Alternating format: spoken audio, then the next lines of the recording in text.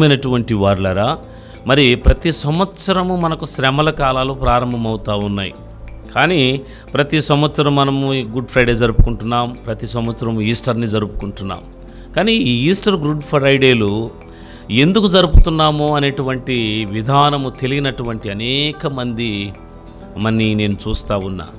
మరి good Friday వచ్చింది ఒక పండగ చేసుకోవాలి, ఈస్టర్ వచ్చింది ఒక పండగనే ఆలోచనే తప్ప ప్రజలలో ఏం ఆలోచన లేదనంటే, ప్రభు అయిన యేసుక్రీస్తు ప్రభు నా కొరకు చనిపోయాడు కదా, నేను ఆయన కొరకు ఏమి చేయగలిగాననేటువంటి ఆలోచన ఒక్కరిలో కూడా లేదు. ఒక్కరిలో కూడా దానిని మనం గమనించలేం. ఎందుకనంటే చాలామంది మరి పరిస్థితులను జ్ఞాపకం చేసుకుంటే గుడ్ ఫ్రైడే, ఈస్టర్ అనగానే అదొక పండగ. దాని ముందు ఆదివారం వచ్చేటువంటి జయోత్సాహంతో కూడినటువంటి పండగ కనుక యేసుని జై అన్నారు, యేసుని విజయోత్సాహంతో మరి యెరూషలేము పురవీధుల్లో తీసుకుని వెళ్ళారు. ఇవన్నిటినీ చెప్పుకుంటూ వచ్చారు. ఈ మాసం రాగానే క్రైస్తవులందరూ పండగ క్రైస్తవులుగా మార్చబడతారు.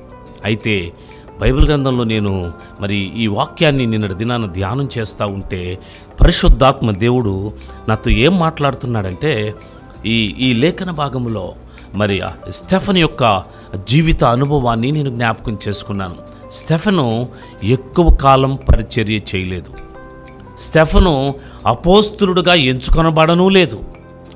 ఈ స్టెఫన్ని ఎందుకు ఏర్పరచారయ్యానంటే, ఆనాడు పేతురు పరిచర్యలో మంది వచ్చి దేవుని యొక్క వాక్యమును వినుచుండగా, వాక్యం వినేటువంటి వారికి ఆహారం పెట్టడానికి అపోస్తులులే పెట్టవలసి వచ్చేది.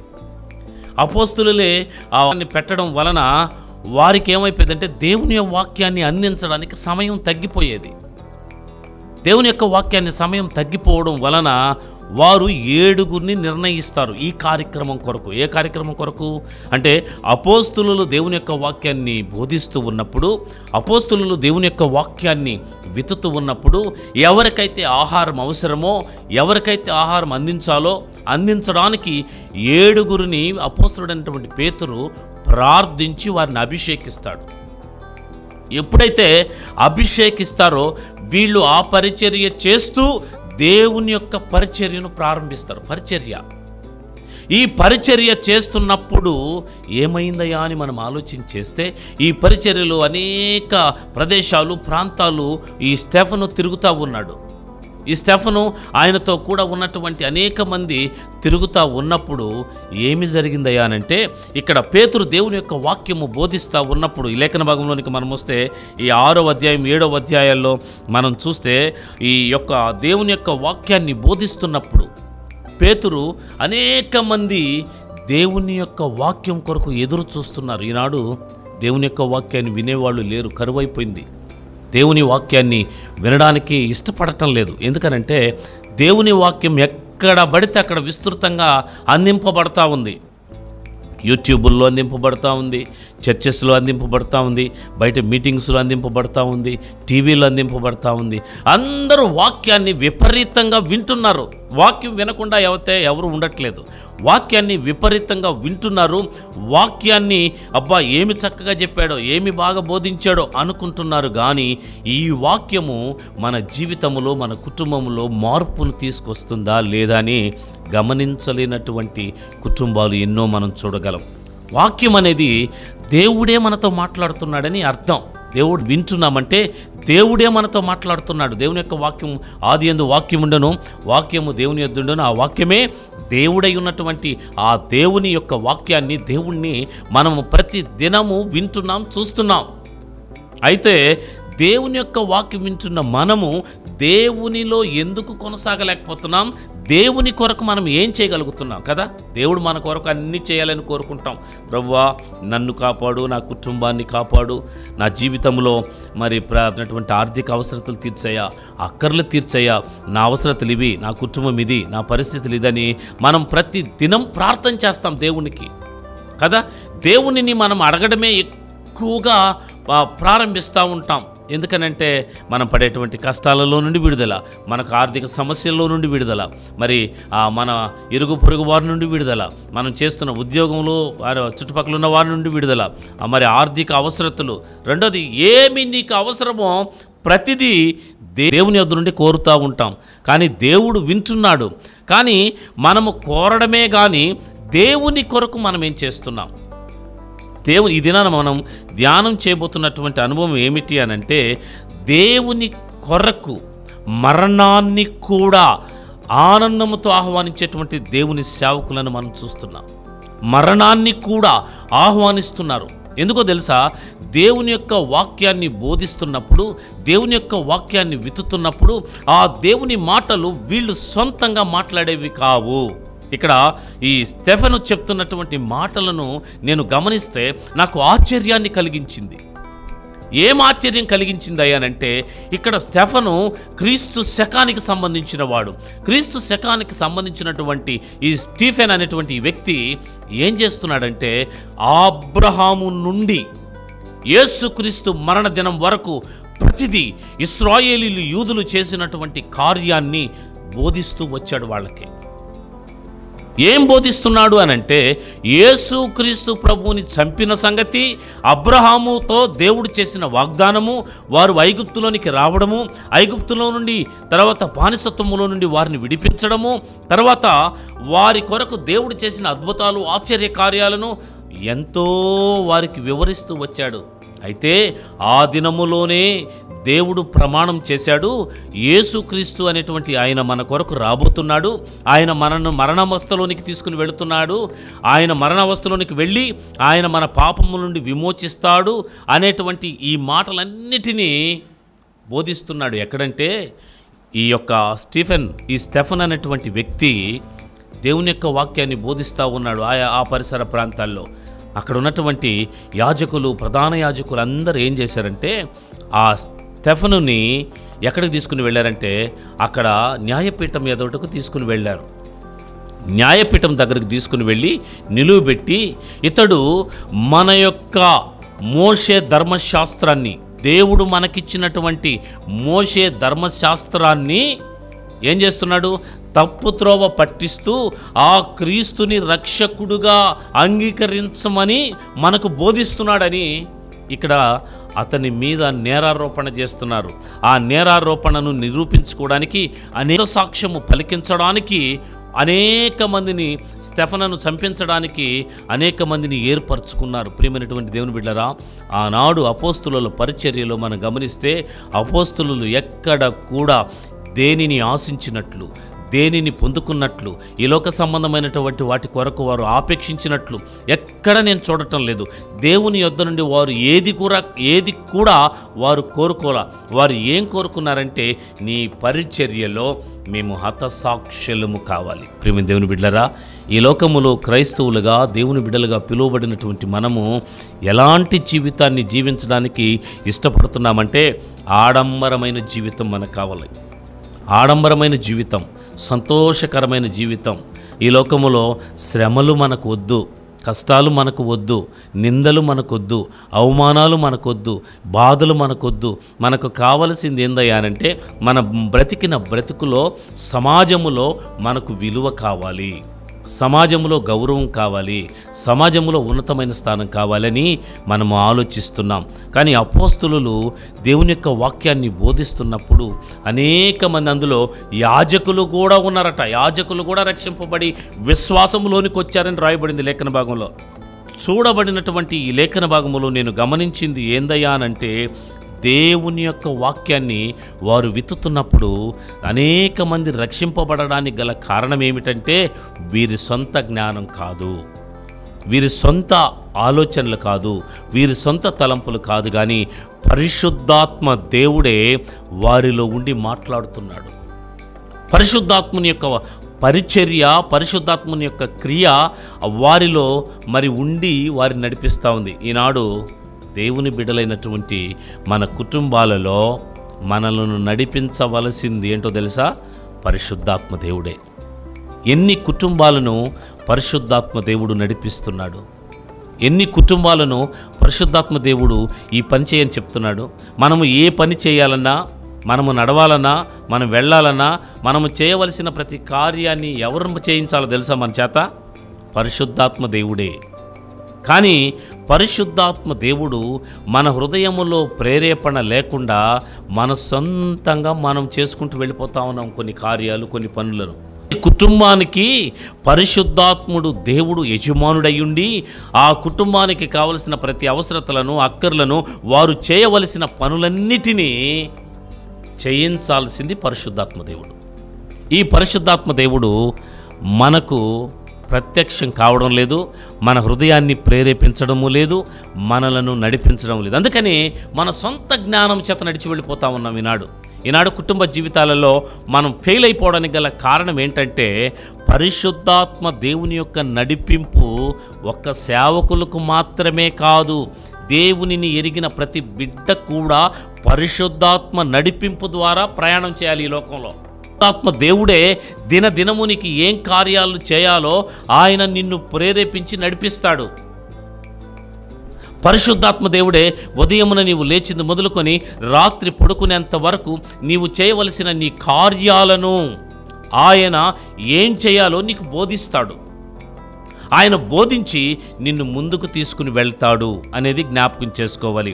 ఈ అపోస్తలులందరూ దేవుని యొక్క వాక్యాన్ని విత్తుతున్నప్పుడు అనేక మంది దేవుని రక్షణలోనికి వస్తేనట వారు ప్రతి దినమంట దేవునిలో గడపడం, దేవునిలో ఎదగడం, దేవునిలో ఆనందించడం ఎంతో ఇష్టంగా చేసేవాళ్ళంట. వాళ్ళు దేవుని యొక్క వాక్యాన్ని కొరకు, దేవుని యొక్క వాక్యం కొరకు ప్రతి దినము ఎదురు చూస్తుండేవారు. దేవుని యొక్క వాక్యం కొరకు ప్రతి దినము వారు తృష్ణగొనుచు ఎక్కడ దేవుని యొక్క వాక్యం మనకు దొరుకుతుందని అపోస్తుల కొరకు వారు ఎదురు చూసినవారు. అందుకనే అన్ని వేల మంది రక్షింపబడ్డారు ఆనాడు.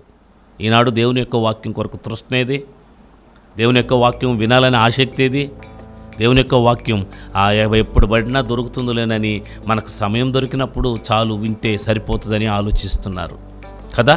అంటే మనము దేవునికి సమయాన్ని ఇస్తున్నాం, దేవుని సమయాన్ని మనము దొంగిలించి మనము దేవునికి సమయాన్ని ఇస్తున్నాం.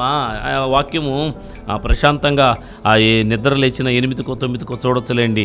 యూట్యూబ్లో అంతా వాక్యమే కదా, ప్రసంగాలు చేసేవాళ్ళు చాలామంది ఉన్నారు కదా. దేవుని యొక్క వాక్యాన్ని వినడానికి మనకు ఇప్పుడు దిగులు లేదు కదా అనేటువంటి ఆ మాటను చూచుకొని దేవుని యొక్క వాక్యం అందబడుతుంది కదా. ఉదయాన్నే లేచి ఎందుకు మనం దేవుని వాక్యాన్ని వినాలి, ఉదయం లేచి ఎందుకు నేను దేవుని వాక్యం కొరకు ఎదురు చూడాలి అనేటువంటి ఆలోచన మనుషుల్లోనికి వచ్చేసింది. మనిషి తలంపులు మారిపోతున్నాయి.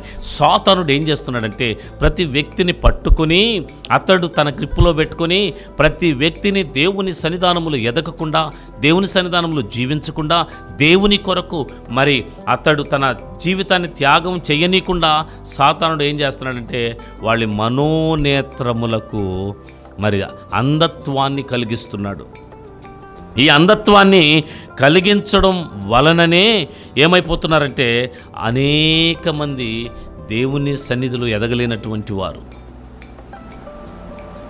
అనేక మంది దేవుని సన్నిధిలో ఎదగలేక వారి యొక్క జీవితాలను దిగజారిపోతున్నారు. నేను ఇప్పుడు కాలంలో చాలామందిని గమనిస్తున్నాను. చాలామందిని ఏం చెప్తున్నారంటే రాత్రి అంతా ఉద్యోగాలు చేసి వస్తున్నాం పాస్టర్ గారు, రాత్రి అంతా ఉద్యోగం చేసి లేకపోతున్నాం పాస్టర్ గారు అని చెప్తున్నారు. రాత్రి ఆలస్యం అయిపోయింది, రాత్రి పలాని దగ్గరికి వెళ్ళాం, పలాని ఫంక్షన్ ఉంటే వెళ్ళాం, పలాని కార్యక్రమం ఉంటే వెళ్ళాం, అందుకనే మేము ఉదయమున లేయలేకపోతున్నాం అని చెప్తున్నారు. అదే నువ్వు ఉద్యోగం చేస్తున్నావు కదా, 5ంటికే మీ ఆఫీసర్ రమ్మంటే లేచి వెళ్తావు కదా. మరి ఈ లోక సంబంధమైన వ్యక్తికి నువ్వు అంత భయపడుతున్నావే, పరలోక సంబంధమైన దేవుడు నీ పక్షమున ఉండి నిన్ను నడిపించి నీకు ఆయుష్నిచ్చి ప్రతి దినము నిన్ను అనారోగ్య స్థితిలో నుండి కాపాడి ఆయన కునకకుండా నిద్రపోకుండా నిన్ను క్షేమకరమైన అనుభవంలోనికి నిన్ను నడిపిస్తే ఆయన వదిలేస్తాం కేర్లెస్. మనకు ఆయన ఏం చేస్తున్నాడులే మనకు అనుకుంటాం కదా. ప్రేమిన దేవుని బిడ్డరా, ఇవన్నీ నేను ఎందుకు చెప్తున్నానంటే స్టెఫను యొక్క జీవితం నాకు జ్ఞాపకం వస్తుంది. స్టెఫను ఏం చేశాడో తెలుసా? మరి అపోస్తలుల చేత అభిషేకించబడినటువంటి ఈ 7గురిలో స్టెఫను యొక్క జీవితాన్ని మనం జ్ఞాపకం చేసుకుంటే, స్టెఫను పరిచర్య చేస్తున్నప్పుడు, ఈ పరిచర్యలో ఆయా ప్రదేశాలు తిరుగుతున్నప్పుడు దేవుని యొక్క వాక్యము చేత నింపబడి పరిశుద్ధాత్మ చేత నింపబడి దేవుని యొక్క వాక్యాన్ని బోధిస్తున్నప్పుడు దేవుని వాక్యము ప్రబలుతుంది, విస్తరింపబడుతుంది. పరిచారకుడిగా వచ్చినటువంటి స్టెఫెన్ ఏం చేయబడ్డాడో తెలుసా? దేవుని వాక్యమును విత్తుచున్నప్పుడు అనేకమైనటువంటి ఆ యూదులు ఇశ్రాయేలీయులు ఏం చేస్తున్నారు తెలుసా? అతనిని పట్టుకున్నారు తెలుసా? అతన్ని పట్టుకుని చంపడానికి నిశ్చయించుకున్నారు. దేవుని బిడ్డలకు ఎప్పుడు సంతోషం ఉండదు, జ్ఞాపకం చేసుకోండి. సమాజంలోనైతేనేమి, పట్టణాల్లోనైతేనేమి, అన్యుల మధ్యనైతేనేమి, ఎక్కడ కూడా విలువ గౌరవం దొరకదు దేవుని సేవకుడికి. చాలామంది గౌరవం కొరకు పరిగెత్తుతారు. చాలామంది నాకు గౌరవం కావాలి, నాకు హోదా కావాలి, నేను గొప్పగా వాక్యం చెప్తున్నాను అనుకోవాలి, నేను చాలా ఉన్నతమైన స్థితిలో ఉండాలి, మంచి మంచి పబ్లిక్ మీటింగుల్లో మాట్లాడాలి, నేను చాలా విలువగా ఉండాలని సేవకులు ఆలోచిస్తున్నారు. రెండవది, నేను ప్రజలను ఆకట్టుకోవాలనే ప్రయత్నంలో ఈనాడు సేవకులు త్రప్పుదోవ పట్టి వెళ్ళిపోతున్నారు. యూట్యూబ్లో మనం చూస్తున్నాం సేవకులు ఎలాగున్నారంటే, సేవకులు మాట్లాడే మాటలు, సేవకులు వచించేటువంటి ఆ నోటి నుండి వచ్చే మాటలు ఎలాగున్నాయంటే అన్యుల కంటే కష్టతరమైన స్థితిలో ఉన్నాయి. అన్యులు కూడా మాట్లాడరు అలాంటి మాటలను మాట్లాడుతున్నారు. నేను ఆ యూట్యూబ్లో చూసినప్పుడైతే మీరు సేవకుల రౌడీలు అనేటువంటి క్యాప్షన్తో అనేక మంది మరి విమర్శించేటువంటి స్థితిలోనికి సేవకులు వచ్చేస్తున్నారు. కానీ ప్రియమైన దేవుని బిడ్డలారా, స్టెఫెన్ ఏం చేస్తున్నాడో తెలుసా? వారు అంతా శిక్ష వేయడానికి, చంపడానికి నిశ్చయించుకున్నా కూడా స్టెఫెను చేసినటువంటి పనేంటో తెలుసా? దేవుని పరిశుద్ధాత్మ దేవుడు స్టెఫెనును నడిపిస్తున్నాడు. స్టెఫెన్ ఏం చేస్తున్నాడో తెలుసా? దేవుని యొక్క వాక్యం అంతా మాట్లాడడం గమనించాం. ఇక్కడ లేఖన భాగంలోనికి మనం వస్తే చూడండి, దేవుని వచ్చును చూడండి. అయితే అతడు పరిశుద్ధాత్మతో నిండుకొనిన వాడై ఆకాశము వైపు తేరిచూచి దేవుని మహిమను, యేసు దేవుని కుడిపార్శ్వమును నిలిచియుండుట చూచాడు. ప్రియమైన దేవుని బిడ్డలారా, మనం ఎంతమంది దేవుడు తన సింహాసనం మీద కూర్చున్నప్పుడు మన ప్రభువైన యేసు క్రీస్తు ప్రభు ఆయన కుడిపార్శ్వమున ఉన్నాడని మనం ఎంతమందిని చూడగలుగుతున్నాం? చూచేది లోకాన్నే, లోకములో ఉన్న వాటిని మాత్రమే మనం చూడగలుగుతున్నాం. కానీ ఈ లోకము శాశ్వతమైంది కాదు, శాశ్వతమైంది పరలోక రాజ్యం. ఆ పరలోక రాజ్యము మన కొరకు ఎదురు చూస్తూ ఉంది. అయితే మనము పరలోక రాజ్యాన్ని విడిచి ఈ లోక సంబంధమైనటువంటి వాటికి మరి పరిగెత్తడం, పోరాడడం వలన దేవుని యొక్క వాక్యాన్ని మరచి లోకస్తుల్లాగా మనం జీవిస్తున్నాం. అందుకే అంటున్నాడు, ఈ స్టెఫెన్ ఏం చేస్తున్నాడో తెలుసా? ఏం చేస్తున్నాడంటే మనుషులను చూడలేదు, అక్కడ ఉన్నటువంటి మనుషులను అప్పగించినప్పటికీ కూడా, ఆ మనుషులు విమర్శించినప్పటికీ కూడా, ఆ మనుషులు అతన్ని హింసించడానికి ప్రయత్నించినా కూడా అక్కడ ఒకటే ఆలోచన అతనిది, నేను దేవునిని చూస్తున్నాను. మనం ఎవరిని చూస్తున్నాం ఈ లోకంలో? అతను శ్రమలు, నిందలు పాలై అతన్ని చంపడానికి ప్రతి కన్ను అతనిని ఉరిమి చూస్తున్నా, ప్రతి నోరు అతనిని విమర్శిస్తున్నా, ప్రతి నోరు అతనిని తిడుతున్నా, అతడు మౌనాన్నే పాటిస్తూ ఆకాశం వైపు చూచాడు. ఆకాశములో పరిశుద్ధాత్మ దేవుడు మరి తండ్రి మరి కుడిపార్శ్వమున కూర్చున్నటువంటి యేసు క్రీస్తు ప్రభువుని చూస్తున్నాడు. ఎందుకో తెలుసా? ప్రభువా, ఇంత గొప్ప భాగ్యం నాకు ఇచ్చేవయ్యా నువ్వు. ఎందుకంటే వీళ్ళు నన్ను మహాసభకు అప్పగించి నా మీద నిందలు వేసి నన్ను అవమానపరిచి నన్ను మరి రాళ్లతో కొట్టి చంపడానికి ప్రయత్నం చేస్తున్నారు. అయినా కూడా ప్రభువా నీ చిత్తమే నాయన అని ఎదురు చూస్తూ ఆకాశం వైపు తేరి చూచినప్పుడట, ఆకాశములో దేవుడు కూర్చొని ఉంటే ఆయన కుడి పార్శ్వమున ప్రభువైన యేసు క్రీస్తు ప్రభు కూర్చొని ఉండి ఏం చేస్తున్నారు తెలుసా? కుమారుడైన స్టెఫెనును చూస్తున్నారు. నా కుమారుడు చూడు ఎంత కష్టపడుతున్నాడో, నా పరిచర్య నిమిత్తం, నా సువార్త నిమిత్తం, నా కొరకు ఎంతగానో శ్రమ పడుతూ వాళ్ళు ఉరిమి చూస్తున్నా దేవుని వైపే చూస్తున్నాడు, మన వైపే చూస్తున్నాడు. ప్రేమ దేవుని బిడ్డలారా, ఈ లోకములో మనకు శ్రమలు, నిందలు, అవమానాలు కలిగినప్పుడు మనం ఎవరి వైపు చూస్తున్నాం? మనుషుల వైపే మనం చూస్తున్నాం కదా. మాకు న్యాయం కావాలి. ప్రేమ దేవుని బిడ్డలారా, మనం ఈ మధ్యకాలంలో పగడాల ప్రవీణ్ కుమార్ దేవుని సేవకుడు చనిపోయాడు. ఒకవేళ ఆయన క్రీస్తు కొరకు చనిపోయి ఉంటే, హతసాక్షిగా మార్చబడి ఉంటే, దేవుని సింహాసనం మీద ఉన్నటువంటి ఆ దేవుని కుడిపార్శ్వమున కూర్చున్న ప్రభువైన యేసు క్రీస్తు ప్రభుని చూస్తాడు.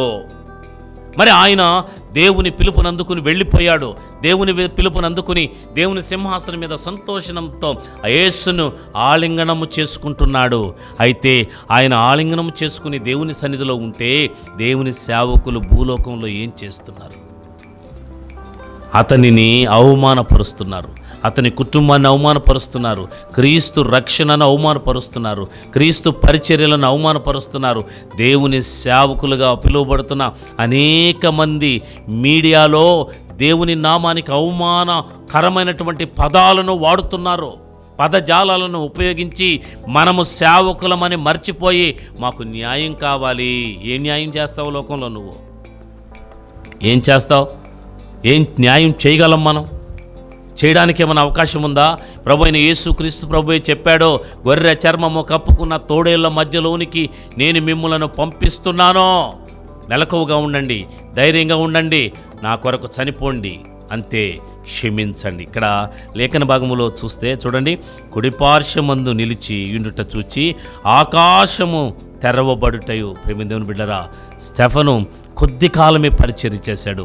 నా పరిచర్యలో అనేక మందిని క్రీస్తులోనికి నడిపించాడు, పాటుపడ్డాడు, శ్రమపడ్డాడు, నిందలు అనుభవించాడు, బాధలు అనుభవించాడు. చివరికి అక్కడ నిల్చుని ఆకాశం వైపు చూస్తున్నాడు. మనుషుల వైపు చూడలేదండి, మనుషుల వైపు చూడలేదు, ఆకాశం వైపు చూసి ఆకాశము తెరవబడడం చూచాడు. ఆకాశము తెరవబడడం, దేవుని కుడి పార్శ్వమున ప్రభు అయినటువంటి యేసు క్రీస్తు ప్రభు కూర్చుని ఉండడం గమనించాడు. గమనించి ఏమంటున్నాడో తెలుసా? కింద కొనుకొస్తే మనం చూడండి, ప్రభువును పార్శ్వమందు నిలిచినుట చూచున్నానని చెప్పాను. అప్పుడు వారు ఏం చేశారు తెలుసా? పెద్ద కేకలు వేసి చెవులు మూసుకుని ఏకముగా అతని మీద పడ్డారట. ఏం చేశారు? ఏకముగా అతని మీద పడి పట్టణపు వెలుపలకి అతనిని వెళ్ళగొట్టి రాళ్ళు రువ్వి చంపిరి. ఏం చేశారయ్యా? చంపేశారు. ప్రేమ దేవుని బిడ్డలారా, మరి యేసుక్రీస్తు ప్రభు మరణం తర్వాత క్రీస్తు కొరకు హతసాక్షులు అయిన వారు మరి మనం చూస్తే ఎవరు కూడా ఎదురు తిరిగినట్లు ఎక్కడ లేఖన భాగంలో మనం రాయబడలేదు. అందరూ చనిపోతూ వాళ్ళు చెప్పినటువంటి మాట ఏంటో తెలుసా? క్షమించండి. యేసుక్రీస్తు ప్రభు కూడా అదే మాట అన్నాడు. ఏమన్నాడు? తండ్రి, వీరేమి చేయుచున్నారో వీరెరుగరు గనుక వీరిని క్షమించుము. క్షమాపణ.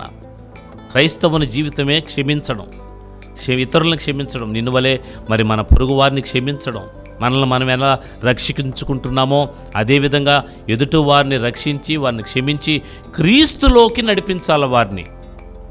అంతేగాని మన మాటల వలన, మన విమర్శల వలన దేవుని నామానికి అవమానం కలగకూడదు. ప్రియమైన దేవుని బిడ్డలారా, అయితే ఏం చేశారు తెలుసా? స్టెఫనును మరి ఊరి వెలుపలకి వెళ్ళగొడుతున్నారు. ఒక పిచ్చివాడిలా పరిగెడుతున్నారు. క్రీస్తు కొరకు ఆ శ్రమను, ఆ మరణాన్ని కూడా సంతోషంగా స్వీకరిస్తున్నాడు స్టెఫెన్. రాళ్లతో కొడుతున్న ఏం చేస్తున్నారు? అతను వెళుతుంటే అతను రాళ్లతో కొడుతున్నారు, ఉరిమి చూస్తున్నారు. ఏం జరిగిందో తెలుసా? చూడండి, ప్రభువును గూర్చి మొర్రపెట్టుచు ఏం చేస్తున్నాడు చూడండి, పట్టణ వెలుపలకి అతన్ని వెళ్ళగొట్టి రాళ్ళు రువ్వి చంపేశారు. ఏం చేశారు? చంపేటప్పుడు చంపిన తర్వాత ఏం చేస్తున్నాడో తెలుసా? లేఖన భాగంలో స్టెఫను చేసిన పని చూడండి. అది ఈనాడు క్రైస్తవ బిడ్డలు, సేవకులు చేయాల్సిన పని. దేవుని బిడ్డలు, క్రైస్తవులుగా పిలువబడుతున్న, దేవుని చేత నడిపింపబడుతున్న బిడ్డలు చేయవలసిన పని ఏంటో తెలుసా? స్టెఫను ఏం చేస్తున్నాడు చూడండి, ప్రభువును గూర్చి మొర్రపెట్టుచు, యేసు ప్రభువా, నా ఆత్మను చేర్చుకొనమని. ఏ ఆత్మను? ఈ దేహములో ఇప్పటి వరకు ఉండిన ఆత్మను చేర్చుకొనమని, నా ఆత్మను చేర్చుకొనమని ఏం చేస్తున్నాడు? దేవునికి మొర్రపెట్టుచున్నాడు. ప్రభువా, ఇంతకాలం నేను భూమి మీద పరిచర్య చేశానయ్యా, చేసింది కొద్ది కాలమే, అయితే నీ కొరకు నేను చనిపోతున్నాను. గర్వంగా తలెత్తుకుంటున్నాడు. క్రీస్తు కొరకు చనిపోతూ గర్వంగా తల ఎత్తుకొని, ప్రభువా, నా ఆత్మను నీ యొద్దకు చేర్చుకొని మోకాళ్ళ మీద ఉండి దేవుని సన్నిధానములో దేవుని వైపు తేరు చూస్తూ తన ఆత్మను దేవునికి అప్పగిస్తున్నాడు. అది పరిచర్య, క్రీస్తు పరిచర్య. ఈనాడు మనం దేవుని బిడ్డలుగా ఏం పరిచర్యలో ఎలా ముందుకెళ్తున్నాం? క్రీస్తు కొరకు ఎలా జీవిస్తున్నాం? క్రీస్తు కొరకు మన నడవడిక, మన ప్రవర్తన ఎలాగుంది? లేఖన భాగంలో చూస్తున్నా ఏం చేస్తున్నాడు చూడండి. యేసు ప్రభువా, నా ఆత్మను చేర్చుకోనమని స్టెఫను పలుకుతుండగా వారు అతని రాళ్లతో కొట్టిరి. అతడు మోకాళ్ళుని, ప్రభువా, వారి మీద ఈ పాపమును మోపకమని. ప్రేమ దేవుని బిడ్డలారా, ఆమేన్, ప్రైజ్ ద లార్డ్. ప్రభువా, వారి మీద ఈ పాపము మోపకమని ఏం చేస్తున్నాడు? గొప్ప శబ్దముతో పలికెను. ఈ మాటలు పలికి నిద్రించెను. ప్రియమైన దేవుని బిడ్డలారా, అప్పటికి కూడా వారు తెలియని స్థితిలో చేస్తున్నారయ్యా, వారిని క్షమించమని స్టెఫను అడుగుతున్నాడు. అయ్యా, వీరు తెలియని స్థితిలో నిన్ను ఎరగిన వారై నన్ను చంపుతున్నారో, అయినా నన్ను చంపినందుకు వారిని నువ్వు శిక్షించొద్దయ్యా, వారిని నువ్వు శిక్షించొద్దు, వారిని క్షమించి వీలైతే మారు మనసు దయచేయనైనా, పాప క్షమాపణ దయచేయనైనా, వారి పట్లనైనా కనికరము చూపించయ్యా అని గొప్ప శబ్దముతో కేక వేసి తన ప్రాణాన్ని క్రీస్తు కొరకు వదిలేస్తున్నారు. తన ప్రాణమును క్రీస్తు కొరకు విడిచిపెట్టేస్తున్నారు. ఇది క్రైస్తవుని జీవితం, ఇది సేవకునికి ఉండాల్సిన లక్షణం, ఇదే క్రీస్తు పరిచర్యలో ముందుకు కొనసాగవలసిన బిడ్డకుండవలసినటువంటి మరి మనస్సు. ప్రేమ దేవుని బిడ్డలారా, మనం ఎంతమంది మీ క్రీస్తు కొరకు, క్రీస్తు పరిచర్య కొరకు ముందు కొనసాగుతున్నాం? క్రీస్తు కొరకు మనం ఏమి అనుభవిస్తున్నాం? మనం చేసే చిన్న చిన్న తప్పిదాలకి క్రీస్తు కొరకు శ్రమ పడుతున్నాం అనుకుంటున్నాం. మనం క్రీస్తు కొరకు నీ శ్రమ ఎలాగుండాలో తెలుసా? అనేక ఆత్మలను సంపాదించడానికి నీ పరుగుండాలి. నశించిపోతున్న ఆత్మల పట్ల భారం కలిగి పరిచర్య చేయాలి. నశించిపోతున్నటువంటి మరి ఎవరైనా ఒకవేళ మీరు సేవకులు అనుకుంటారు, సేవకులే కాదు, మరి విశ్వాసి కూడా నువ్వు ఉంటున్న ప్రదేశంలో నీ చుట్టుపక్కల ఉన్న వారి ఎడల, తర్వాత నీ చుట్టుపక్కల ఎవరైతే దేవునిని ఎరగనటువంటి వారు ఉన్నారో వారిని దేవునిలోనికి నడిపించేటువంటి పరిచర్యను తీసుకొని మనం ముందుకెళ్ళాలి. దేవుని పరిచర్యలో దేవుడు మనకు అవకాశం ఇచ్చాడు ఈ లోకంలో జీవించడానికి దేవుడు మనకిచ్చిన ఈ అవకాశాన్ని మనం ఎలా సద్వినియోగం చేసుకుంటున్నాం? ఈ లోకంలో మనం పుట్టినాం కదా, దేవుడు ఆయుష్నిచ్చాడు కదా, మంచి భార్య బిడ్డలను కుటుంబాన్ని ఇచ్చాడు కదా, మరి ఆ కుటుంబాన్ని చూసుకొని మోకరించి ప్రార్థించి, ప్రభువా నీకు స్తోత్రాలయ్యా, నన్ను నా కుటుంబాన్ని క్షేమకరంగా ఉంచావయ్యా, నీకు వందనాలనైనా, నా రక్షణను నేను కాపాడుకుంటాను ప్రభువా, నేను జాగ్రత్తగా ఉంటానయ్యా, నీకు ప్రార్థన చేస్తానయ్యా, నీకు కానుకలు ఇస్తానయ్యా, నీ సన్నిధానములో నేను నిరంతరం నిందారహితుడిగా జీవిస్తానయ్యా, చాలయ్యా అని మన మట్టుకు మనము ఆలోచిస్తున్నాం. కానీ దేవుడు ఏమంటున్నాడో తెలుసా? నీ మట్టుకు నువ్వు బ్రతకడం కాదు నాయనా, వెలిగింపబడిన స్థితిలో ఉన్న నీవు అనేక మందిని వెలిగించాలి, క్రీస్తులోనికి నడిపించాలి. నీ మట్టుకు నువ్వు పిల్లల్ని కనాలి. దేవుడు ఏమంటున్నాడు తెలుసా? గొడ్రాలా, నువ్వు ఎందుకు పిల్లల్ని కనడం లేదు? నేను ఏం చేస్తున్నానో, నిన్ను సంతు లేని దానినైనటువంటి నిన్ను సంతు కలిగేటువంటి స్థితిలోనికి నిన్ను ఏర్పరిచి భూమి మీదకు పంపించాను. నువ్వు భూమి మీద చేసిన పనేంటి? నువ్వు అనుకుంటున్నావు నేను భూమి మీద పుట్టాను, భూమి మీద మరి జీవిస్తున్నాను, భూమి మీదనే బ్రతుకుతున్నాను, భూమి మీదనే క్రీస్తు కొరకు నా రక్షణను కాపాడుకుంటే చాలు, కాపాడుకొని బ్రతికితే చాలు అనుకుంటున్నాం. కానీ క్రీస్తు కొరకు మనము హతసాక్షులయ్యేటువంటి స్థితిలో మన పరిచర్య ఉండాలి. అంటే విమర్శించి హతసాక్షులు కామని నేను అనట్లేదు, లేదా మన నోరును విచ్చలవిడిగా మాట్లాడి మనం హతసాక్షులు అవ్వమని నేను చెప్పడం లేదా, కానీ మనం క్రీస్తు కొరకు దేవుని యొక్క వాక్యాన్ని బోధిస్తున్నప్పుడు, దేవుని పరిచర్యలో ముందుకెళ్తున్నప్పుడు, ఎన్ని శ్రమలు వచ్చినా, ఎన్ని నిందలు వచ్చినా, ఎన్ని అవమానాలు వచ్చినా మౌనముగా క్రీస్తు వైపు మాత్రమే చూడాలి. లోకం వైపు చూడకూడదు. లోకం వైపు చూస్తే న్యాయం కావాలని అడుగుతావు. ఎవరికి న్యాయం? ఏం చేస్తారు న్యాయం? చనిపోయిన దేవుని సేవకుని మరలా తిరిగి ఇవ్వగలరా? వేదన పడుతున్న ఆ కుటుంబంలో ఉన్నటువంటి అతని భార్య క్షమించమని అడిగితే సేవకులైన మనకు ఎంత సిగ్గు, ఎంత అవమానం. చూడండి, క్షమించమని అడుగుతుంది ఆ బిడ్డ. వారిని మేము క్షమిస్తున్నామనంటే మాకు న్యాయం కావాలని సేవకులైన మనం పోరాడితే మరి ఎలాగుంటుందో ఒకసారి ఆలోచన చేస్తే. ప్రియమైన దేవుని బిడ్డలారా, క్రీస్తుతో మరి జీవించడానికి నిశ్చయించుకున్నవాడు తన మరణాన్ని, అందుకే అంటాడు, నా నిమిత్తము అన్నదమ్ములను, రక్త సంబంధికులను, బంధువర్గాన్ని, చివరికి తన ప్రాణాన్నైనా విడిచిపెట్టని వాడు నాకు పాత్రుడు కాదు. ఈ లోకంలో మనం ఎక్కడ దేని మధ్య బ్రతుకుతున్నాం? గొర్రె చర్మం కప్పుకున్న తోడేళ్ల మధ్యలో మనం బ్రతుకుతున్నాం. మనము తోడేళ్ల మధ్యలో జీవిస్తున్న గొర్రెలం. మనల్ని కాపాడేది దేవుడే. ఇశ్రాయేలు, నిన్ను కాపాడువాడు కునుకొడు నిద్రపోడు, నిన్ను కాపాడేటువంటి దేవుడు నీ పక్షమున ఉండగా నీవు క్రీస్తు కొరకు జీవిస్తే, క్రీస్తులో ఎదిగితే ఆయన నిన్ను క్షేమకరంగా కాపాడి ఒక దినాన ఆయన రాజ్యములోనికి నిన్ను తీసుకుని వెళ్తాడు. అలాంటి స్థితి మనకు కావాలంటే క్రీస్తు పరిచర్యలో నమ్మకంగా మనం జీవించాలి. క్రీస్తులో నమ్మకంగా ఎదగాలి. క్రీస్తులో నమ్మకమైన సాక్షులుగా మనం బ్రతికినప్పుడు దేవుడు మనలను, మన కుటుంబాలను ఆశీర్వదిస్తాడు. దేవుడు ఈ మాటలు దీవించునుగాక.